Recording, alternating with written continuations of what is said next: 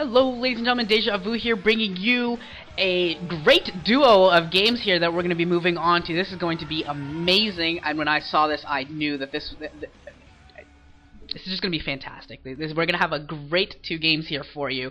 It's going to start off with one of the great rivalries, one of the greatest PvP rivalries. It's up there, if not the greatest, certainly in the discussion for being the greatest PvP rivalry of all time. It is going to be Stork versus Bisu, and they are going to be playing on Outlier. It's going to be Bisu in the bottom left. It's actually the same map as the last time, but it's going to be a little bit confusing. Keep them straight in your head. Bisu's going to be in the bottom left in red, and Stork's going to be in the bottom right in yellow. So Bisu's going to switch spots here on us, but Bisu's in the bottom left in red, Stork's in the bottom right in yellow.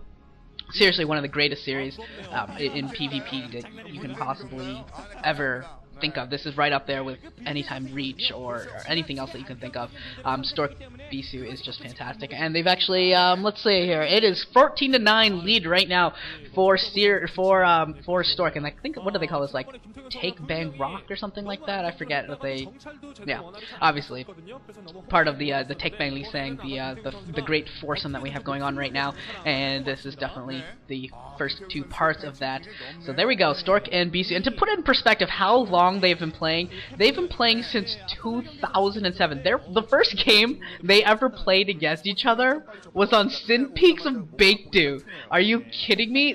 This rivalry has lasted since Sin Peaks of Baekdu. Like, that is such an old map. That's crazy how old that map is, from 2007. The main reason I know what Sin Peaks of Baekdu is, this is before I even started watching StarCraft, is because it was that awesome, like, Savior Nara series with I think that was part of the Holy War series, Savior and Nara, and that was like one of those great epic, beyond epic games. In fact, okay, if you don't know what I'm talking about, if you're like, who's Savior Nara, what is this Holy War thing that you're talking about, you need to see this game. I'm going to remind myself, I'm gonna try and remember really hard to get a link in there for this game. And nice pylon there by Bisu. I'm able to block off a couple mineral patches, but I am going to remember to put in a link to that game. It's a really bad VOD, like the quality is terrible, but you need to see this. If you are a StarCraft fan, you need to see Savior versus Nara on Sin Peaks. You absolutely have to. There is no like ifs, ands, or buts about it. It is that amazing of a game and that epic of a game, and that whole Holy War series is that epic. You just absolutely must. But yeah, that would be the first game that those two ever played on. It's been that long ago, and they've played in WCGs and OSL, MSL, GS, GOM TVs, everything, anything that you can think of, any big series. I think they've played, and it's amazing. So that's what we've got going on here with Bisu trying to start off with some nice Bisu probeness, using his patented probe to be an harassive, abusive jerk, and able to get a nice nice pylon there, mana pylon off there to start with. And looks like we're gonna have Stork here. You know, both players have such a high respect for each other that neither of them is gonna do anything too tricky. You know, especially early on.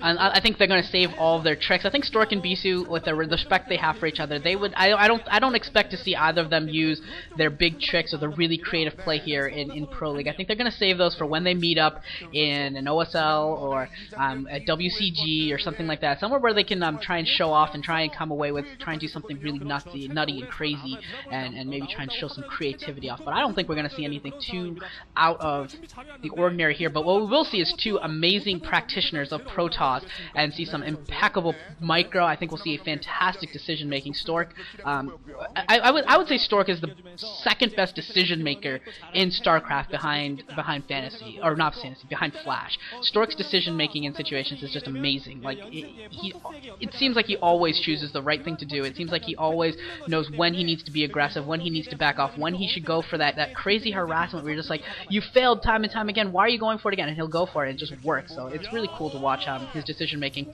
And it looks like we're actually going to have a chance here for this game to end very, very quickly. Bisu here has gone with that 1-gate expo that we saw from Free in the previous game, obviously from different series and different days, but Bisu choosing to adopt Free's strategy. And what does Stork do other than go for a 3-gate Goon? So yeah, this could be very, very bad for Bisu. 3-gate Goon against that 1-gate expo is going to be, you know, it could be very, very, very, very terrible for Bisu. He's going to have some excellent defense here. Bisu is going to get 2 gateways of his own up, so it's going to be a little bit later, but he is going to get those 2 more gateways and going to try and play defensive, and I'm shocked that he has the money for this, actually. So they're both going to skip robotics here, which is just odd to see the least. It's not very often that you see a game where 2 Protoss players, neither of which go robotics facility or Citadel of Adun early on, so this is going to be interesting to see how this develops and the micro that we're going to see between these 2 players, and especially the scouting. Who's going to actually be able to get any information on the other? Without observers, it's really hard to get scouting information in PvP. You're basically dependent on sneaking probes around and trying to get them past little Dragoon groups. And that's basically all the scouting information you have. You just don't have any units that are quick enough or expendable enough to get you any good information. You obviously don't have scans, you don't have overlords that can be positioned well or anything like that. And it looks like Bisu actually engaging a little bit here in a terrible position and almost loses the Dragoon. And here comes Stork with all of his Dragoons, and since his gateways were up a little bit earlier, Bisu is behind on Dragoon count, and here comes Stork and Bisu, here comes Stork and Bisu coming in to counterattack and going to try and keep him back, and both these players are trying to destroy each other's zealots, and Bisu not able to kill Stork's zealots quickly enough, and Stork coming in here with his Dragoons, and he's got a chance here to take this down. Probes coming off the line for Bisu, and he's going to try and pull off an epic defense here. Will he be able to? A nice little nice probe work coming in here from Bisu right now, and he's doing really, really well with his probes, able to really mess with the AI on these Dragoons, and it looks like Bisu is going to be able to hold here. Bisu is going to be able to hold, and yes, he is. Bisu holds, and that is going to be huge and very, very important here for Bisu,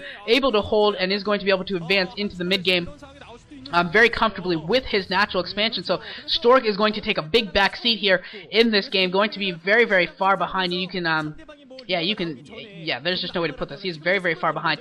Stork does have that robotic support bay going, so he is going to have his tech up a little bit early. I think I must have missed the robotics facility for Stork. I apologize about that. But he does have his support bay going, so we'll have another window where he can try and take advantage when his Reaver pops, because it will be way, way, way, way earlier than Bisu. So we will have one more opportunity here to try and equalize the game. Bisu obviously still, I still gotta say Bisu is still definitely in the advantage at this point, with that second base up and running. Despite being behind in tech, he still has the de facto advantage because the onus is on Stork to do something. Stork has to do something in this game in order for it to even up. If the game stagnates at all, it's going to be a benefit to Stork, or going to be a benefit to Bisu. So in that sense, it is still advantage Bisu at this stage of the game. And we'll see how Stork decides to try and equalize the economy of it all. And he looks like he actually uses his shuttle to drop off a probe down at the 6 o'clock behind those temples. And he's going to try and, I don't know if he's going to get a scout in, maybe try and hop a probe over a mineral line to try and get that scout. And something like that is going on here. 4 gateways right now up for Bisu, and he's getting his robotic support bay up as well. His Stork looks like he's preparing for an assault with his Dragoons there north of Bisu's base, and he's also coming in with a couple, with the shuttle with I think probably just 1 Reaver at this point. I don't think it's time for the 2nd Reaver, so just going to be the 1 Reaver right now, going to come in here and see if he's can hit this window and try and defeat Bisu. Here he comes with that shuttle, the Reaver being dropped off, gets a Scarab off, and that is going to be a big time Scarab. That's doing a ton of damage, and another Scarab coming off in here, and it's going to...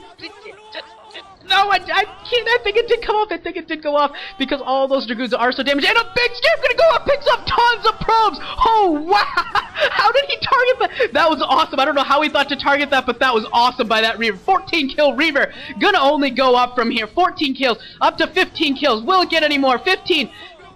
Doing so much damage. That was amazing by Stork, and Stork is gonna take this game. That was amazing by Stork, taking his 2nd window, not able to win the game in that 1st window, 3-gate goon against that the counter 3-gate that Bisu really went with by delaying his support bay and his robotics facility. Bisu was able to fend off the 1st push so much better, but the 2nd push it looks like he was just he's struggling with, and now it looks like Stork coming in here for the death blow. Will he be able to finish this off? And the Reaver for both players, Reaver shuttle for both players are duking it out right now, but Stork just he's just countered by taking a huge advantage of this game, blowing up all those probes and blowing up the... Ooh, wow, Stork almost loses that Reaver. That was very, very dangerous, but he's going to be able to take his natural expansion after blowing up Bisu. So great, great play there by Stork. And what is Bisu going to do? He is going to send his shuttle Reaver out for harassment. He's going to see if maybe, just maybe, Stork hasn't thought that Bisu would be baller and crazy enough to go for